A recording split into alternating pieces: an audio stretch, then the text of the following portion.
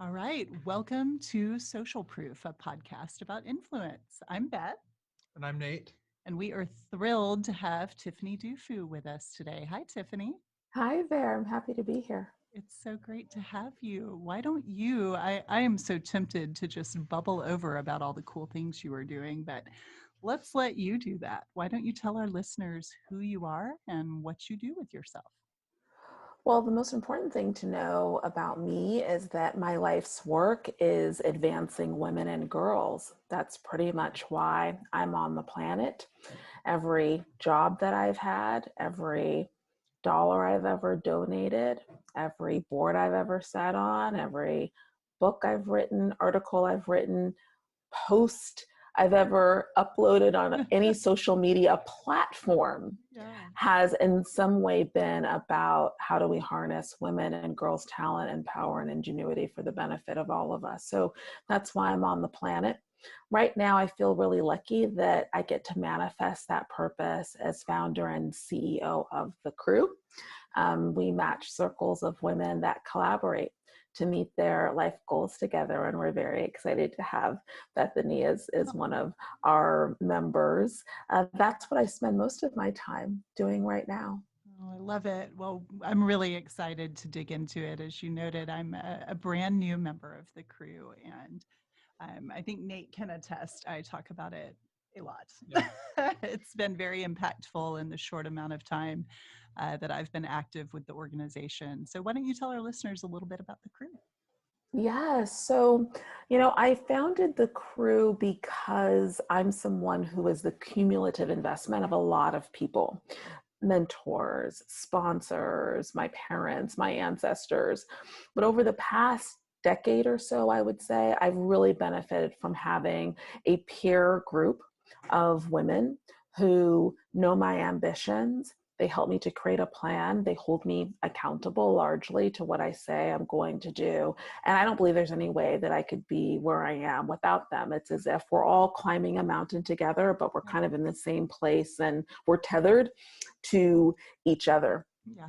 And I feel that every woman needs something similar to this. I actually believe that every person needs a crew. I just know more about women and I'm on the planet for them. So that's where we've started. I used to evangelize the crew, this idea of the crew in my one-on-one meetings with women that I would have. I pretty much say yes to every woman. And I realized that there was a pain point one day when I was talking to a woman who said, yeah, this seems really amazing, but I don't think you understand the amount of work, that goes into finding a crew. And then she walked me through the workflow of needing to get invited to a cocktail party or a conference or event, or in this world, like where do you meet someone, and having to awkwardly introduce herself to the strangers, collect the business cards, and then plan this time to meet all of these people and organize gatherings. And she's like, I have a full-time job Yeah. and 3 kids and a mom with a diagnosis and a dog. I don't have time to find my crew. So we effectively take the work out of networking and then really help women to achieve their goals. So the way that it works is that you apply to become a member. We match you. The organizing principle of the crew, as Bethany knows, are what we call intentions or goals. They can be personal or professional. You upload those into a portal with actions against them, and you're on your way. You meet with your crew usually once a month at what we call gatherings and crew coach one another. It's largely an accountability Yeah. tool. Everyone in the crew has met goals. They actually know how to meet goals. It's just there's this thing called life that Right. gets in the way. Yeah. I love it. I was just telling Nate a little bit more specifically about the crew and my experience thus far. And so many things that I think are compelling to me about you and your mission. I share a lot of those passions, having been really given shots early in my career by mentors and coaches and individuals who took risks on me. And Nate was interviewing someone for our organization earlier, and we have this sort of shared passion for everyone we encounter at Soapbox, whether it's simply someone we're interviewing. How can we leave them better than we found them? They may or may not be a fit to join our organization, but can we can we elevate them? Can we send them out with tools? Can we equip them? And particularly, I share that passion and focus for women and girls, as Nate can attest. He's surrounded by them here at Soapbox. Yeah, and I don't mind at all. I love it. But I love, Tiffany, what you said about kind of taking the pain point away from networking. I mean, everyone knows they need to network, but for me, like I struggle networking, reaching out to people, and it seems like you've kind of removed that barrier and gotten to the heart of why you need a network of people. So I think that is so interesting and intriguing. Love that. I was sharing with Nate, and maybe you can talk about this a little bit more, Tiffany. One of the things, several things that I find very intriguing about the structure that you have with the crew, it's, to me, I've seen that it's very high performing women, and yet they have, further goals for themselves or for their lives or for their companies. And then I love the confidentiality factor. These are individuals who come together and share some very raw and real intentions for themselves. I've noticed within my group, we may not say that someone wants to lose weight. She may say specifically, here is what I weigh today, and here's, where I want to be healthier and fitter and there for my kids. Or, for me, I've shared, explicit, our sales goals. We look at the financials and the goals that I have for our company. And knowing that that group will take those things, internalize them, keep them sacred, and then also, well, you are so right, motivate and stay on top of and push you to achieve those goals is riveting. So talk about how you've achieved those sorts of milestones around confidentiality and around the structure of the group and the crew coaching methodology. I love. Sure. I've spent a lot of time focused on and researching and understanding the mindsets, the skills, the behaviors that women need in order for them to be successful. I was on the launch team for Lean In. I used to run a national women's leadership organization called the White House Project. We trained women to run for public office across the country. And so a lot of my insight into how I thought the crew should operate was very much rooted in how we're normally socialized or conditioned to engage with one another, what some of those barriers are. And I really, sometimes we create things that we want, that we desire, that we need in some ways.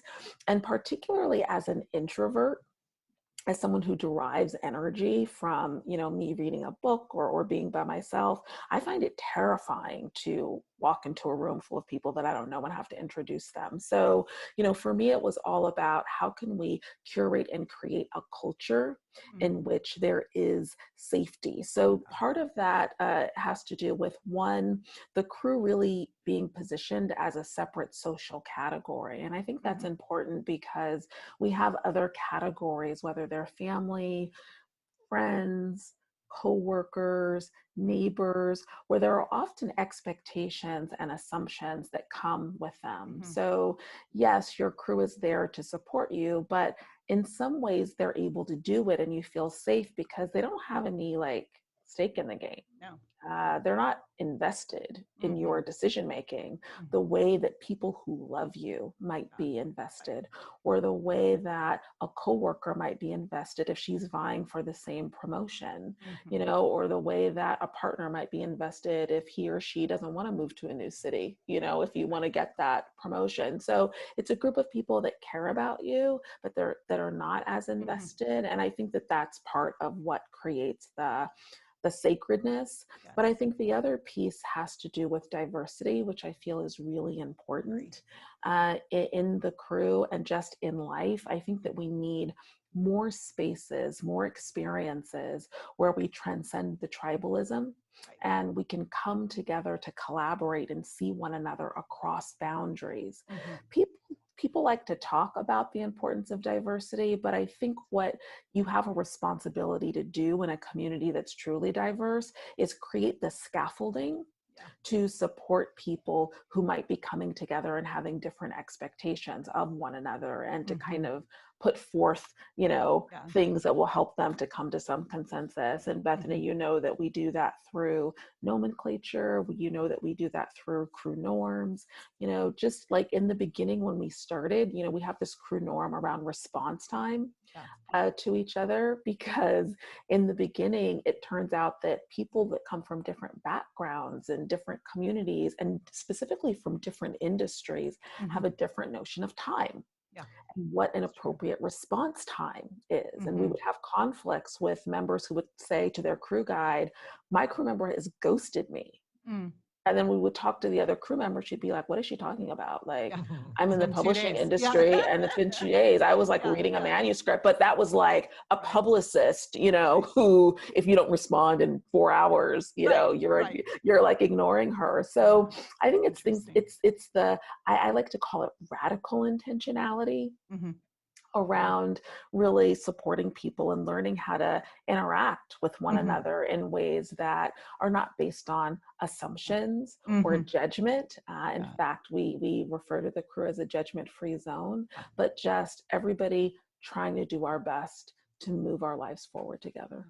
Tiffany, I love that you brought up diversity in particular, because it's one of the things that attracted me to the crew. And I believe that you have an intention of around 65% participants of color within the crew. Is that accurate? Do I recall that right? Well, it's interesting that you say that. We didn't have any specific targets around diversity. Intriguing. I just made that up.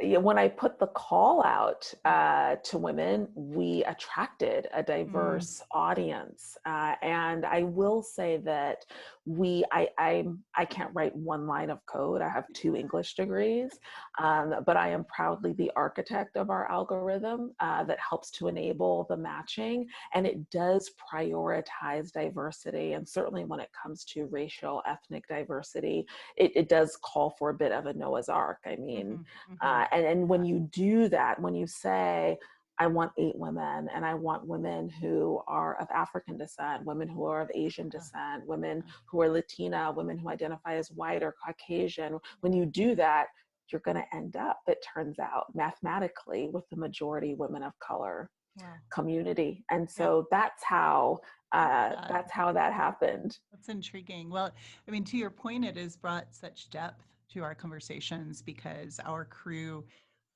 has not only the ethnic diversity and racial diversity that you've referenced, but the career and professional diversity. I mean, I'm around women who are certainly not in the marketing field, and I love that. They're in the financial sector, or they're in the tech sector, or the healthcare sector. So it's stretched and grown me a lot already as a result. But Nate, I suspect you want to dig into culture a little bit more. I think Tiffany is just a guru in this space, and we can hear a lot from her. Yeah, absolutely. I actually was thinking about, and we had talked a little bit about this pre-podcast, but I don't know, Tiffany, that if you would necessarily, I'd be interested to know if you'd consider yourself an influencer. We obviously think of you as an influencer with your books, and I've seen several of your talks. But I'm curious to know, one, do you consider yourself an influencer? And then 2, who's been like the guiding influence in your life that's kind of led you to where you are today? Maybe how has that impacted, the crew and some of the lessons that you've built into that and processes and things like that? Yeah, in preparation for this, I asked, am I being interviewed because I am an influencer? So clarification about that. So the honest answer to that question would be, do I consider myself? Well, no, I had to ask and kind of confirm whether or not I was an influencer. I mean, if you asked me, Tiffany, what do you do? Like, what are you fundamentally? I would say I'm an evangelist. I would say I'm a minister. I probably would have been a preacher if I hadn't have grown up in a sexist church. So I effectively made feminism, my ministry.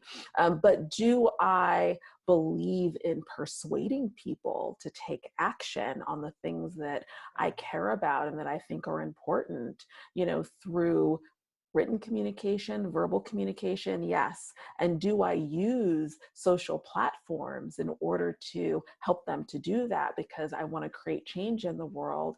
Absolutely. And am I intentional about how I leverage those platforms in order to get my message out? Yes. And am I consistent about what you can count on Tiffany Dufu for, which is largely for the past couple of decades, insights on women and leadership and their advancement, usually around work-life balance or trying to create lives we're passionate about, and issues around diversity and inclusion, but usually mostly around gender. That you can rely on me for that. You can count on me for that.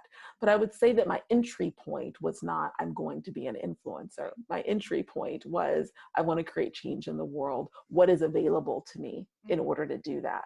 Love that. Yeah, and I mean, you definitely have a soapbox, right? You have that platform, and I am curious to know what platforms you use to kind of wield that influence that you That's do great. have. Yeah. But kind of following up on that, who in your life has been a major influence for you? Who do you draw inspiration from, either in the past or currently? Yeah, there are probably two people that immediately come to mind. One is my mom, who found out that she was pregnant with me when she was 19 years old. My parents are from Watts, LA. So in the mid 1970s, it was a rough place. It was a rough time. My mom didn't know anything other than the environment that she was growing up in, but she knew there had to be an alternative because she had an uncle who was an Army recruiter, and she would see him come and go. And so she went to him and she, you know, suggested that this guy that is going to be the father of her child should marry her and he should join the Army. And lo and behold, I was born 9 months later at Fort Army Base, Wow. Como, Washington. Oh So yeah.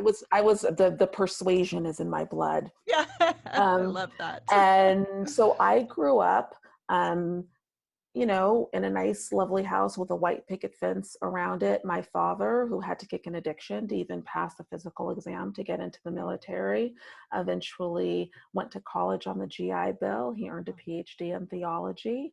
I actually wasn't really conscious of the fact that my parents had broken a very vicious cycle of poverty and addiction and violence in just one generation based on that move and based on this fundamental truth that they taught me, which is that if you want something you've never had before, you're going to have to do something you've never done before in order to get it.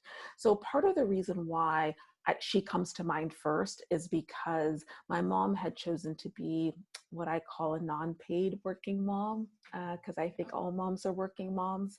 Some of us are compensated for our labor and some of us are not.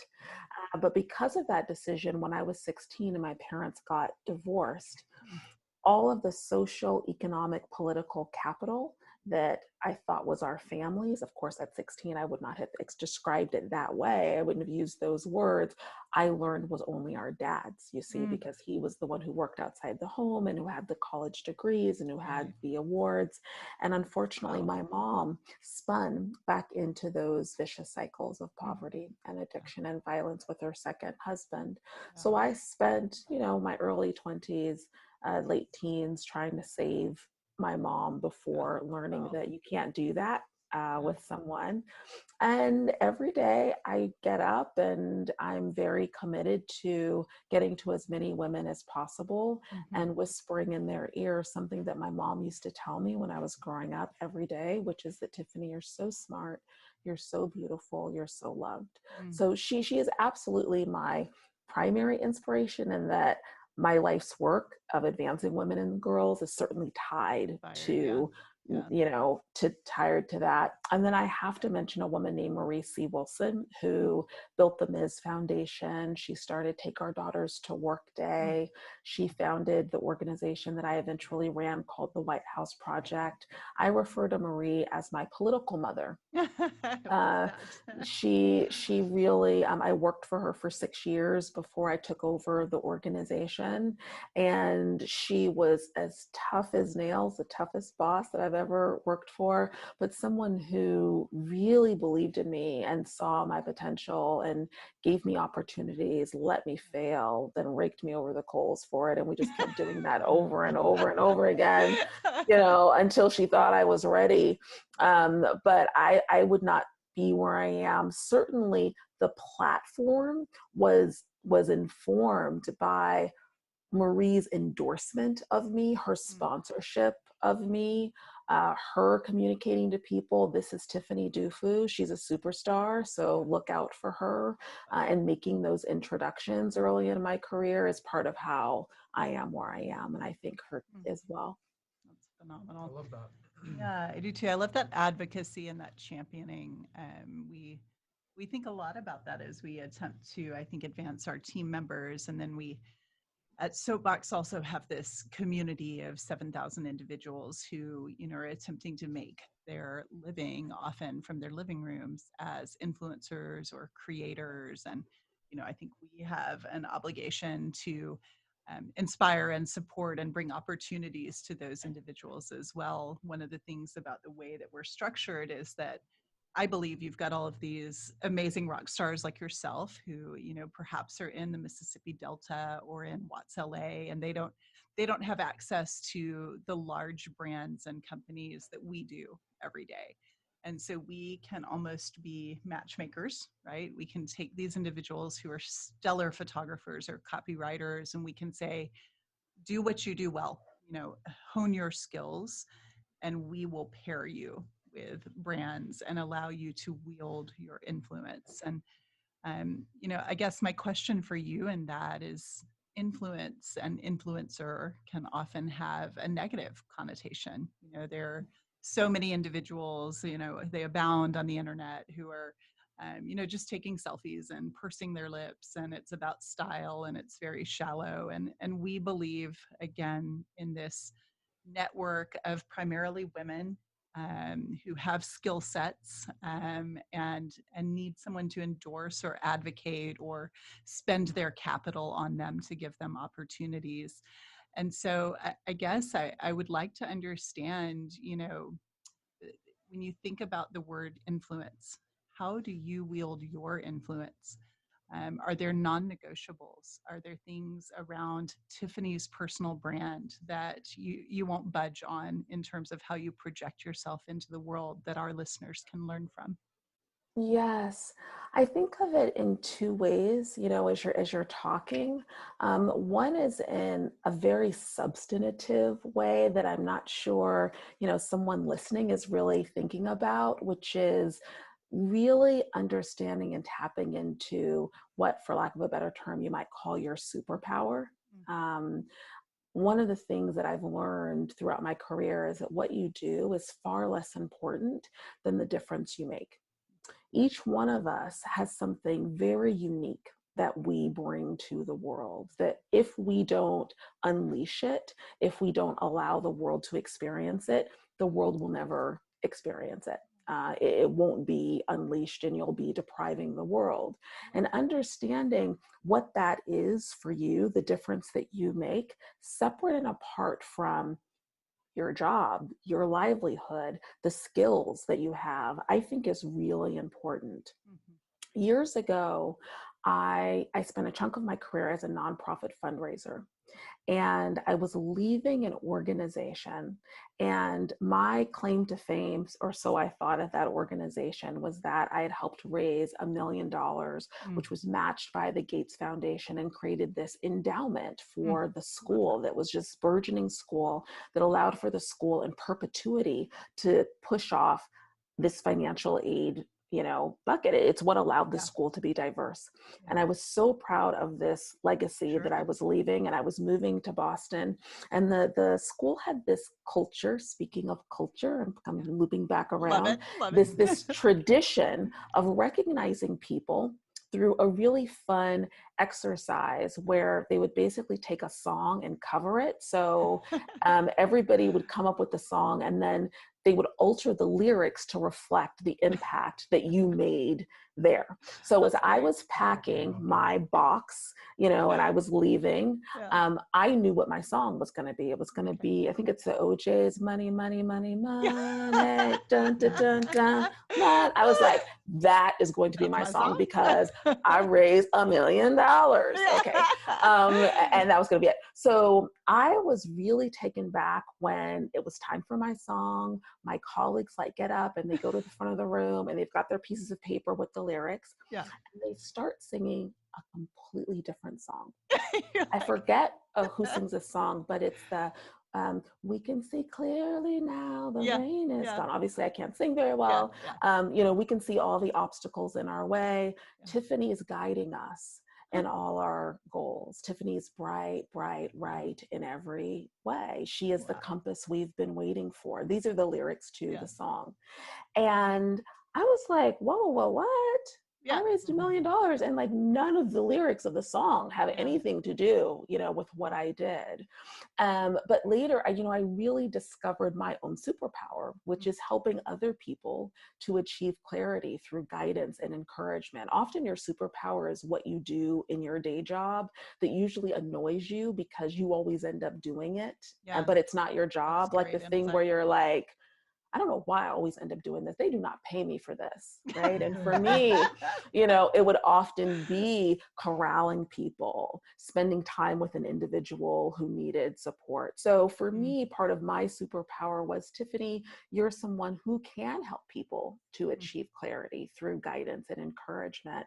How can you leverage that in multiple ways in order for you to be able to create change in the world? So to me, influence is knowing that and understanding that and being able to tap into that, because I believe it's all a house of cards.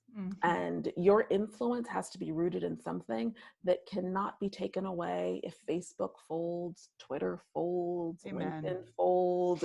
When it all goes away, what is your influence rooted in? And that's why I think it's really important that because everything else is just a facade. Something else will come up. I think it has nothing to do with followership. It has to do with the impact that you're trying to create in the world. Retweet. That is really amazing. Powerful advice, I think. It is. It is.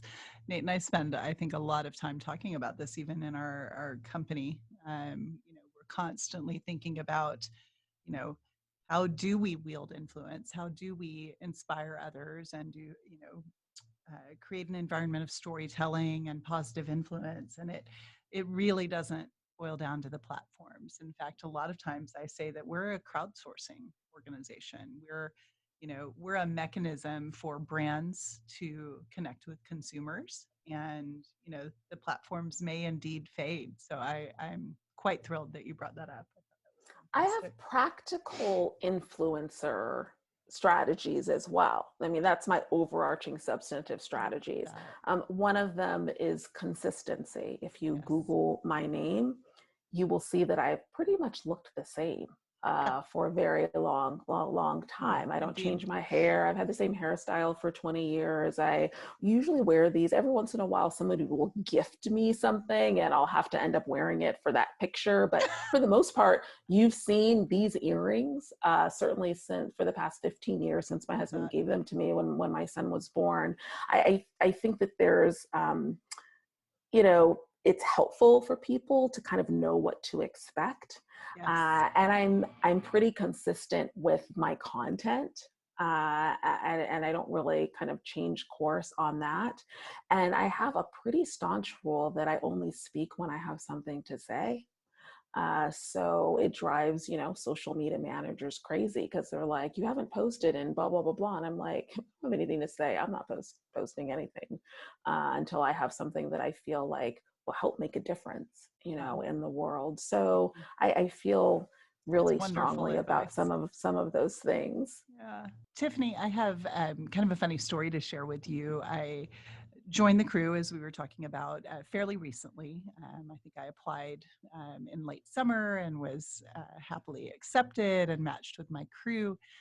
And I was here in our office at Soapbox one day. We have a little library where we have books about social media and marketing and just resources for our team.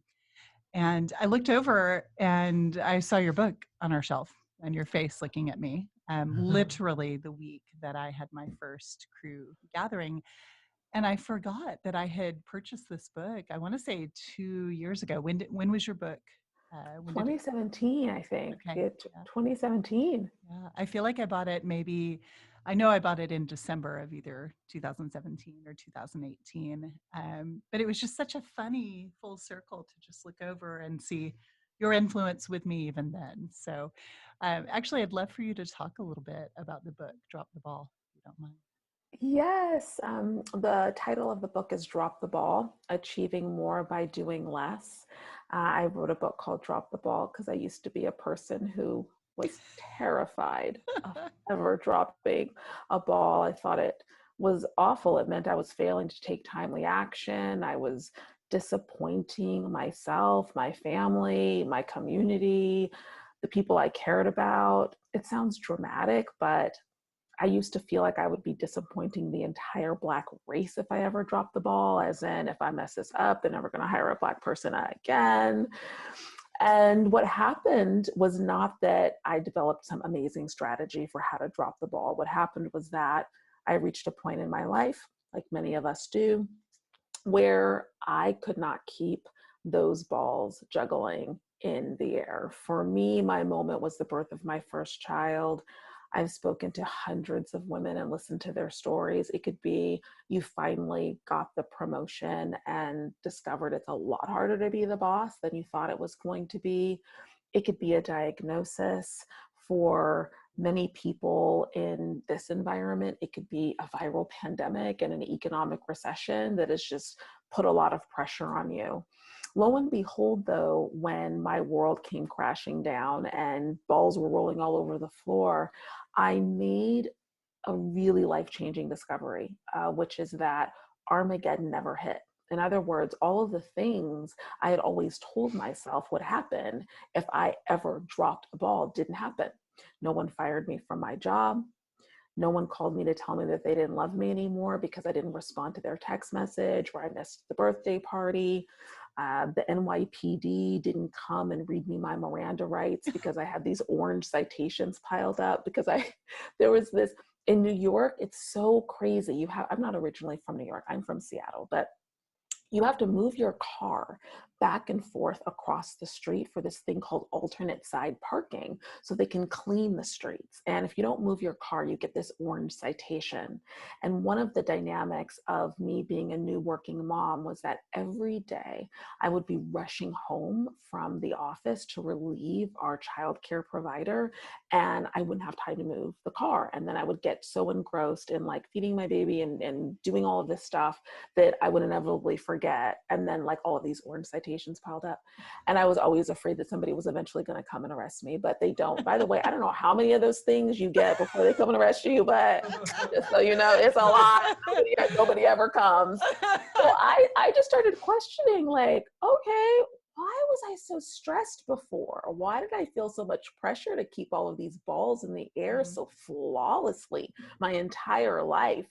And after doing some soul searching, I decided to reappropriate the term. So for me now, dropping the ball means I've let go of these unrealistic expectations that I think all of us should let go of, men and women, that really we're not the source of, that I've gotten clear about what matters most to me and what my highest and best use is in achieving what matters most, and that I've figured out how to meaningfully engage other people in the process. The book itself centers around me getting help from my husband. It's a bit of a romantic comedy about how I got him off of the couch, but that's it in a nutshell. Okay, so I listened to several of your speeches. They're incredible, by the way. And in one of them, you you mentioned addressing this room full of women, and you talked about how you essentially lowered expectations for yourself and increased expectations for your husband, and it always drew a laugh.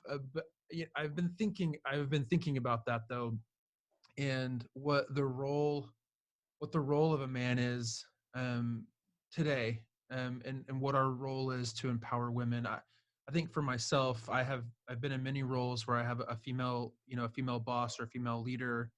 I'm part of a female organization that empowers women.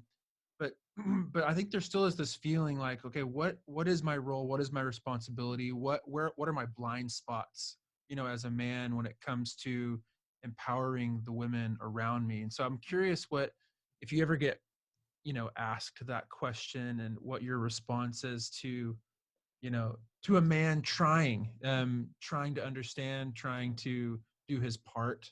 You know what I mean? Like, Yeah. do you have any insight for that, maybe for our male listeners, on like what we can do? Sure, sure. Well, one of my Tiffany's epiphanies, that's what I call my aha moments in touring with the book, was experiencing the number of men who would come up to me and they would want their book signed. And maybe they asked a question about their wife. And so I would say, "What's your wife's name?" And they would be like, "Oh, no, no, no, no. I need this book. Like, you just need to put Dan, drop the ball, like, love, Tiffany." And what I realized is that actually all of us are born into this world playing certain roles. If you were assigned girl, then your first role was daughter. If you were assigned boy, your first role was, son. If you have siblings, you become brother, sister. You become students, workers, bosses, manager, wives, husbands. And all of us feel pressure to subscribe to a certain job description for what it means to play out any of these roles. And what's so surprising is that we have different cultures, different values, but somehow we all ended up with very similar job descriptions for what it means to be a good anything. And I actually, over the course of learning and interacting with people on the book tour, realized that men have their own job descriptions and their own boxes. So one of the first things I would advise men to do is to really focus on their own unrealistic expectations that society has imposed on them. For example, one of the things that became very clear to me is that just like in the job description for good mom, there's a line that says you must be physically present when your child takes their first steps. I can't tell you the number of women who are like totally stressed because they have to travel for work and they're going to miss this very important event. By the way, no one can ever tell me that they remember who was there when they took their first steps. But either way, in the job description for a good husband, a good father, there's this insidious line that says you must aspire to be a breadwinner at all costs, even the cost of meaningfully engaging with your family. Society expects you to pay that price. So in some ways, I wish that somebody else would write a book about how men can drop that ball, and really think about what masculinity means to them, what it means to be a husband, what it means to be a father, what it means to be a citizen, and to feel the freedom for you to redefine that in a way that works for you and that works for your family. So I would start there. And then I would say, of course, if you have a girl in your life, tell her that she's smart and that she's beautiful and that she's loved. Make sure that she is playing organized sports. If she has any experience in which she can be in an all girls environment, and if she can get her into scouting or some kind of civic activity, it's great. The women who are in the highest levels of leadership in this country have those three things in common. The vast majority of them played organized sports, had an experience usually with education and being in an all girls environment in some way, shape, or form, and were Girl Scouts. Interesting. That's intriguing. Yeah. I love that. Tiffany, it's interesting that you called those things out. I loved the question, Nate, and I loved your suggestions there. So you were born on a base in Tacoma. I grew up in Wenatchee, Washington. Oh, I know where that is. Yes. And it's, yes, people in the Seattle area love the Wenatchee area, right? So, and I've got a daughter now, ironically, who's looking at heading out to the University of Washington for college. It's in her That's my alma mater. set. Go Husky! Yes, I love it. But it's very interesting that you brought that up. My childhood was interesting. We moved around the world. Most of my childhood was in South America and in Jamaica, where I was typically the only Caucasian on the playground or in school. And in both instances in living in South America and living in Jamaica. I attended all girl schools, and I think it's so intriguing that you cite that. It is a very unique environment, and I think it does. There's this perception that it will actually, I think, cause young women to not be as diverse in their thinking and not be as, maybe confident when they go out into the world. But I love that you cited that, because I do think that a strongly female environment often has the precise opposite effect. So is that just based on, research, your own experience? Where have you come across those three factors primarily? Yes, it's based on research, and it's really for counterintuitive reasons, which is when you are in an environment in which you are not other, it doesn't occur to you that you cannot fulfill all of the roles and responsibilities associated with that environment. So it never occurs to you that you can't be president of the student council, that you can't be, the head of the sports team. It doesn't come into play. By the way, it also is part of the reason why historically Black colleges and universities push out, if you look at Black doctors, people who identify as African American, who are top doctors in this nation, top attorneys, the vast majority of entrepreneurs in the nation, many of them came from historically Black colleges and universities. It's a very similar experience. It never occurs to you when everyone, is similar, that you cannot be whatever you aspire to be. I love that. That's riveting, and I could talk about that for hours, but I'll resist. Any final questions, Nate, before I go to my favorite two wrap-up questions? Yeah, no, I think we're running low on time, so let's jump to them. Okay, fantastic. So I have two questions for you, Tiffany, to kind of close us out, and they're going to sound similar, so I'm going to predefine them both. One is, what are you consuming right now? Meaning a book, a podcast, a series, something you're listening to or watching or reading. And then the second is going to be something that you're so into, so obsessed with. And that's often kind of a materialistic, physical thing. Maybe it's a favorite water bottle, a coffee shop, something that you've been experiencing. So the first, what are you consuming right now? I'm coming to you too, Nate. So get ready. I'm ready. Okay.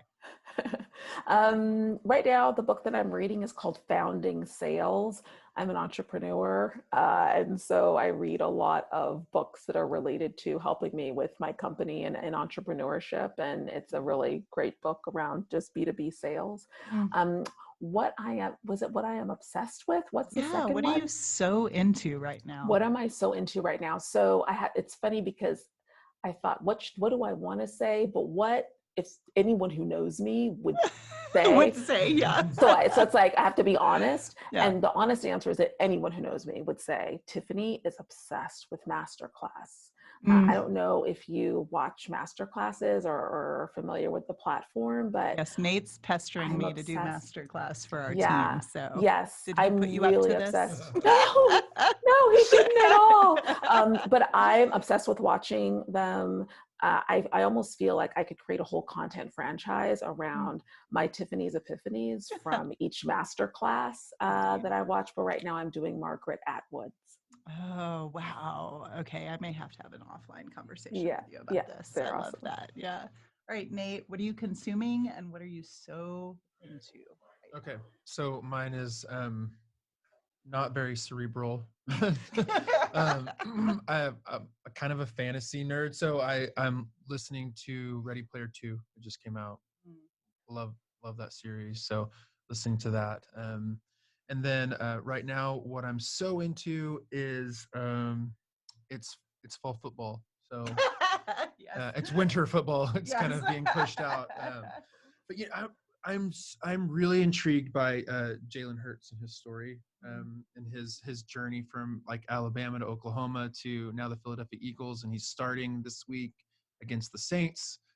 Love that story and his like the lessons you can learn from team, being a team player and leadership there. So yeah, really intrigued by his story, and I'm looking forward to watching him play this weekend. I love that. We joke that, Nate always wants to talk about sports and I never want to talk about sports. However, that's not entirely true because I actually, my husband is a sports fanatic and I gain a lot of business analogies from what I would call sitting next to my husband as he watches sports. my entrepreneurial, like you, my entrepreneurial wheels are turning as I'm watching how the coach interacts with the players. And so I love actually that you cited that story behind it. I love watching journeys, like Yes. the growth and development of these individuals and seeing them succeed or fail based on their decision. Yeah. It's really intriguing. I actually love It's like 30 a for drama. 30. So Oh yeah, on that note, 30 for 30 for sure. ESPN. Okay, so mine is actually I'm the opposite. I almost never read fantasy or science fiction or anything of that nature. I tend to read entrepreneurship books and business books and historical fiction and those sorts of things. And I am currently reading